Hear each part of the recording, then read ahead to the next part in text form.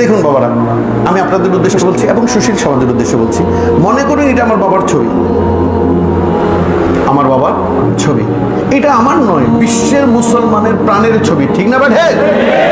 বিশ্বের মুসলমানের প্রাণের ছবি। আমরা প্রত্যেকটা নামাজের মধ্যে এটা কওমি বলুন, সুন্নি বলুন, ভান্ডারি বলুন, গোলামে মুস্তাফা বলুন, দুশমনে মুস্তাফা বলুন, সবাই বলে আল্লাহ জীবনে একখানবার মক্কা মুআজ্জামা মদিনাতুল মুনাওয়ারা জিয়ারত করার তৌফিক আমাকে দাও, ঠিক না ভাই?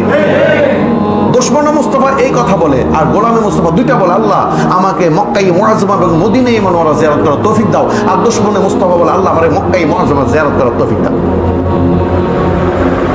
এটা মদিনার ছবিটা, মদিনার ছবি বলো আছে আছে?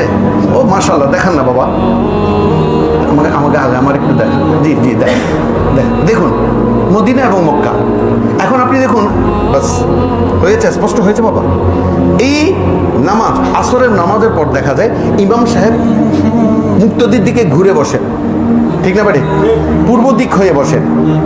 তখন তার দুটো পা, তার আজিমুসান পবিত্র পাছাখানা, ওই খানায় খাবার চিহ্ন সম্বলিত ছবির উপর পড়ে না? আপনার কষ্ট লাগে না? বড় বড় মসজিদ, টাইলসওয়ালা মসজিদ, কোটিপতির মসজিদ, এসি রয়েছে, ঝাড়বাতি রয়েছে, ওরে বাবা আজিমুসান জান্নাতুল মাওয়া রয়েছে, 3-4 কাতার পর্যন্ত বিদেশ থেকে আনা এই ধরনের জায়নামাজ রয়েছে। ওই জায়নামাজগুলোর উপর হেঁটে হেঁটে হেঁটে মুসল্লি সামনের কাতারে আসে। আপনার কষ্ট হয় না? ইহুদি নাসারা যখন কোরআনের অবমাননা করে তখন আপনি মিছিল মিটিং করেন, আর আপনি যখন অবমাননা করেন তখন এই মিছিল কে করবে?